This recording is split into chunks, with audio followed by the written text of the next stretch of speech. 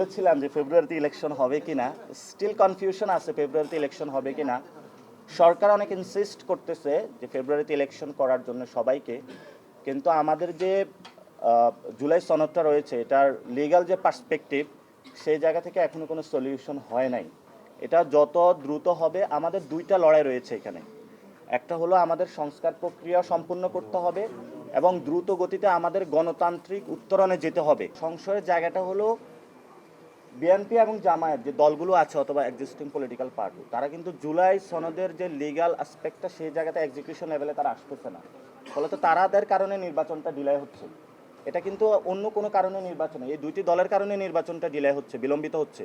আমরা এই দুটি দলের কর্মী সমর্থক নেতৃবৃন্দকে আহ্বান জানাবো, আপনাদের কাছে মাপ চাই, জাতির দিকে তাকিয়েও হলো আপনারা এইসব ভণ্ডামি বাদ দেন। অ্যাটলিস্ট জনগণের দিকে তাকিয়েও হলো দ্রুত এটার লিগ্যাল পার্সপেক্টিভ এক্সিকিউশনাল লেভেলে এসে একটা নির্বাচনের মধ্যে এসে জনগণকে আপনারা মুক্তি দেন। অনেকেই বিভিন্নভাবে বলার চেষ্টা করে থাকে যে জামায়াত ইলেকশন চায় না, এনসিপি ইলেকশন চায় না। এগুলো হলো তাদের একটা প্রোপাগান্ডা। যদি বাংলাদেশে অতি দ্রুত গতিতে সুন্দর একটা ইলেকশন কেউ চেয়ে থাকে, সেটা সবার আগে এনসিপি চাইবে।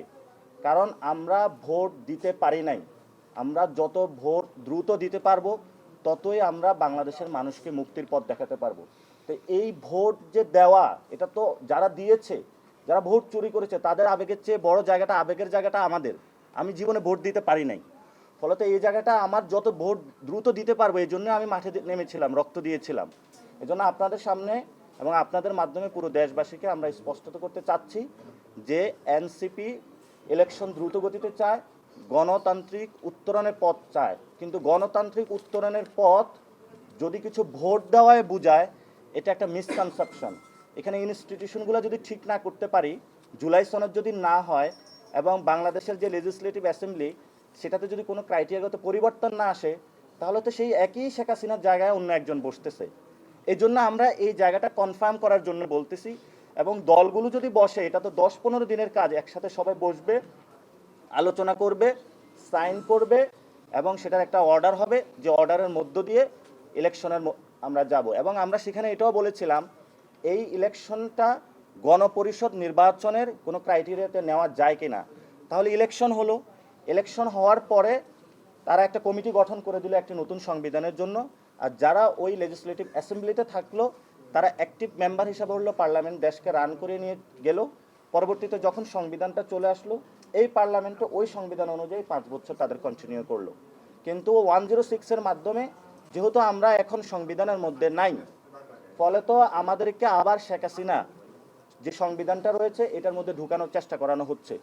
তো এটা যদি ঢুকানোর চেষ্টা করা হয়, তখন আমাদের কথা হচ্ছে সেখানে যে আরেকটি গণ অভ্যুত্থান আসন্ন। এটা তো অনেকেই বলে থাকে যে আমরা কি জাসদ হয়ে যাব নাকি, এই মাত্র একটি গণ অভ্যুত্থান হলো, সেখানে আরেকটি কিভাবে গণ অভ্যুত্থান হবে। আপনাদের কাছে আমরা স্পষ্টত বার্তা দিতে চাই, নেপালে তিনটি জায়গায় তারা সংবিধান পরিবর্তনের জন্য চেষ্টা করেছিল এবং জেনজিরা যখন গণ অভ্যুত্থান করেছিল, পরবর্তীতে যখন তাদের দাবিগুলো মানা হয় না, তারা কিন্তু আবার মাঠে নেমে এসেছে। কিন্তু বাংলাদেশের যে পলিটিক্যাল পার্টিগুলো রয়েছে, যারা সাংবাদিক ভাইরা রয়েছেন, সকল মানুষকে আমরা আহ্বান জানাবো, আমরা গণতান্ত্রিক প্রক্রিয়া যেতে চাই, আমরা বাংলাদেশে আর কোনো রক্তপাত দেখতে চাই না। সেই জন্য হলো তরুণদের যে চাওয়াটা রয়েছে সেটা আপনারা মূল্যায়ন করুন এবং সে মূল্যায়নের মধ্য দিয়েই আমাদের পার্শ্ববর্তী যে রাষ্ট্রগুলো রয়েছে, বিভিন্ন যে বিদেশি শক্তিগুলো বাংলাদেশকে আনস্টেবল করার চেষ্টা চালাচ্ছে, সেই জায়গা থেকে আমরা মুক্তি পাবো।